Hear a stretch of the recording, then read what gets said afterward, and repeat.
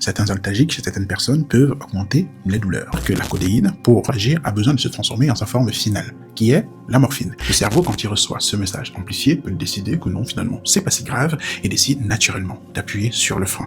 Et c'est comme ça qu'on perçoit l'intensité de la douleur à différentes échelles qu'on peut noter de 0 à 10. Dans l'épisode 1, concernant le paracétamol, nous avons vu que le mécanisme d'action du médicament le plus utilisé dans le monde était encore inconnu dans sa grande majorité de la communauté scientifique. Aujourd'hui, le paysage est un tout petit peu différent. Les antalgiques dont nous allons parler aujourd'hui, parce que oui, nous restons dans le thème de la douleur, ont des mécanismes d'action beaucoup mieux identifiés. Mais leur efficacité est personne dépendante et le choix dépend du type de douleur que nous souhaitons soulager. J'ai fait une première vidéo introductive, mais pour mieux comprendre celle-ci, revenons légèrement sur des bases pour que vous puissiez comprendre comment chaque médicament agit. Prenez votre verre de thé, votre verre de bissap, tout ce que vous voulez, asseyez-vous et c'est parti. Comme déjà dit en vidéo introductive, la douleur suit un cheminement bien précis. De la lésion à la moelle épinière, le message nociceptif, c'est-à-dire douloureux, se fait vraiment sans chichi. De synapse en synapse, l'information arrive jusqu'à la moelle épinière. Cette dernière peut décider d'amplifier en fonction de la gravité le message. Le cerveau, quand il reçoit ce message amplifié, peut décider que non, finalement, c'est pas si grave et décide naturellement, sans aide extérieure, d'appuyer sur le frein. Et c'est comme ça qu'on perçoit l'intensité de la douleur à différentes échelles qu'on peut noter de 0 à 10. Les antalgiques opioïdes et non-opioïdes qui font dans l'objet de cette vidéo aujourd'hui vont agir à différents niveaux de cette transmission de la douleur. On va commencer par les antalgiques opioïdes. Par opioïde, il faut attendre dérivé de l'opium, synthétique ou naturel. Et dans ce groupe des opioïdes, on va distinguer deux sous-groupes. Un premier sous-groupe d'opioïdes à simple mécanisme et un sous-groupe d'opioïdes à double mécanisme. Commençons par le simple mécanisme. Dans ce sous-groupe, on va identifier la morphine, l'hydromorphone, la codéine, le fentanyl ou l'oxycodone, par exemple. Eux, le mécanisme, il est assez simple. Ils vont empêcher la transmission nerveuse, que ce soit entre la lésion et la moelle épinière ou entre la moelle épinière et le cerveau. Et leur mécanisme d'action est de se fixer sur des récepteurs dits mu-opioïdes. Ce sont des récepteurs spécifiques à ce type de médicaments, par le mécanisme de ce qu'on appelle le système de clé-serrure. La clé étant le médicament et la serrure étant le récepteur mu-opioïde. Et par ce mécanisme-là, il va directement empêcher la recapture du calcium et favoriser la libération du potassium dans la synapse. Et par ce biais-là, il y a une hyperpolarisation du nerf qui le rend beaucoup moins excitable et par un concours de circonstances, il va indirectement empêcher la libération des substances dites excitatrices, telles le glutamate. Petit aparté sur la codéine. C'est un médicament qu'on appelle en pharmacologie prodrogue. C'est-à-dire que la codéine, pour pouvoir agir, a besoin de se transformer en sa forme finale, qui est la morphine. Et pour ça, il y a un organe dans le corps humain qui se charge de le faire. Et comme je sais que vous suivez mes vidéos avec assiduité, je vous laisse me dire en commentaire quel est le nom de cet organe. Bien joué, mais je ne vais pas vous le dire, ce sera pour une autre fois. Et j'ai une petite information pour vous, environ 5% de la population mondiale ne transforme pas la codéine en morphine.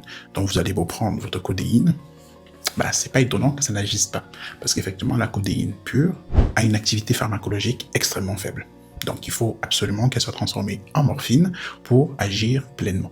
Maintenant, ce qu'il faut savoir, c'est que les récepteurs mu-opioïdes se trouvent à différents endroits du corps, tels que le système nerveux périphérique, les organes tels que le tube digestif ou encore les poumons, et c'est pour ça qu'on s'expose, quand on prend trop de ces médicaments-là, on s'expose à des effets désirables du type dépression respiratoire, sédation, ou encore des troubles divers et variés, et surtout la constipation.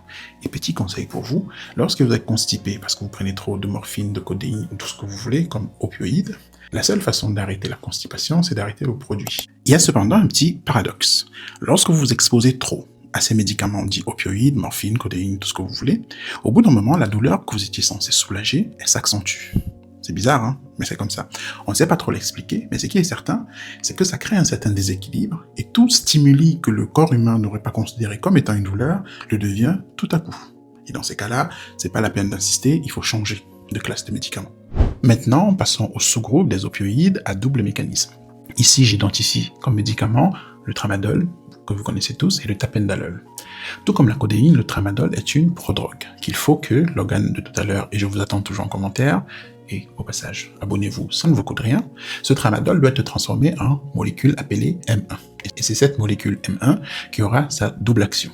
La première, c'est l'action dite opioïde. Le mécanisme reste le même que ce que j'ai décrit un peu plus tôt.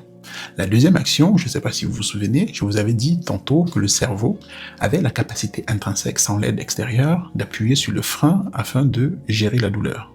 Le tramadol, lui, va venir aider le cerveau dans cette tâche, en libérant des neurotransmetteurs tels que la noradrénaline, la sérotonine ou encore des endorphines.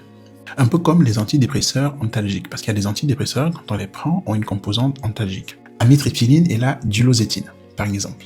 Maintenant, passons aux antalgiques non opioïdes. Et dans cette classe de médicaments, j'identifie le Nefopam. Je ne sais pas si certains ont déjà pris ce médicament. Moi, j'en ai pris récemment quand je me suis fait opérer du dos. En fait, c'est un antalgique dit central. Il va aider, comme le tramadol, le cerveau à appuyer sur le frein, donc en réduisant la transmission du signal. Sauf qu'il va agir pas sur les récepteurs mu, comme le cerveau, même sur aucun autorécepteur d'ailleurs, mais plutôt sur des transporteurs. Ce qu'il faut savoir, c'est que lui aussi va libérer d'autres types de neurotransmetteurs, la sérotonine, la noradrénaline et surtout la dopamine. Quand ces récepteurs là, pour bouger là comme ça dans la synapse, elles ont besoin de sorte de taxi. Et c'est sur ce taxi que ce médicament, lui, il agit. C'est-à-dire qu'il va favoriser la libération de ces neurotransmetteurs. On ne sait pas trop pourquoi, mais chez certaines personnes, ça ne marche pas très bien. Par ailleurs, on l'utilise principalement lorsque les opioïdes n'ont pas fonctionné. Et pour continuer dans cette classe d'antalgiques non opioïdes, nous avons la kétamine. Bon, je pense que certaines personnes ont déjà entendu parler, parce que c'est un médicament, ou devenu maintenant une drogue, qui est pris en milieu festif, qui à la base est un anesthésique, utilisé chez les animaux, par exemple. Sauf que, à faible dose, il a des effets antalgiques. Et ce n'est qu'à faible dose qu'on l'utilise dans un milieu professionnel ou médical. Certaines personnes en milieu festif l'utilisent pour, surtout en injectable, pour atteindre ce qu'on appelle le keyhole. C'est une sorte d'état où l'individu se dissocie. Allez leur demander ce que ça fait sur leur corps, j'en sais rien. Et c'est la raison pour laquelle on appelle ce médicament, la kétamine, un anesthésique dissociatif. Revenons à nos moutons. La kétamine agit au niveau de l'amplification du signal nociceptif, c'est-à-dire au niveau de la moelle épinière, si vous avez bien suivi. Elle va donc supprimer ou diminuer cette amplification par le blocage de ces récepteurs qui lui sont spécifiques NMDA. En bloquant ces récepteurs, elle va donc empêcher la libération dans la synapse d'une des substances les plus excitatrices de manière directe, c'est-à-dire le glutamate, où les récepteurs mu-opioïdes empêchent la libération de ce même glutamate et d'autres substances excitatrices de manière indirecte, parce que c'est pas leur rôle.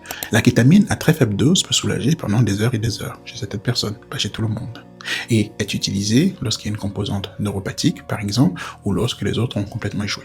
Résumons. Si un antalgique ne fonctionne pas, il ne faut pas augmenter les doses, il faut changer de classe. Certains antalgiques chez certaines personnes peuvent augmenter les douleurs. Le choix du médicament dépend du type de douleur. Est-ce que c'est une douleur de type nociceptive? Est-ce que c'est une douleur de type central? Est-ce que c'est une douleur de type neuropathique? Tout ça est à prendre en compte quand on prend un médicament antalgique. Et comme vous l'aurez remarqué, la génétique a un grand rôle dans l'effet ou bien l'efficacité de votre traitement. Deux personnes peuvent prendre la même dose de même médicament et les effets ne sont pas les mêmes. Maintenant, tu peux aller cliquer sur liker, abonner et me dire en commentaire si tu as tout compris, si tu as des questions ou si tu veux des conseils. Et n'oublie surtout pas de cliquer sur la sonnette de notification parce que le dernier épisode va traiter des anti-inflammatoires et on aura fait le tour sur le thème de la douleur. Peace out.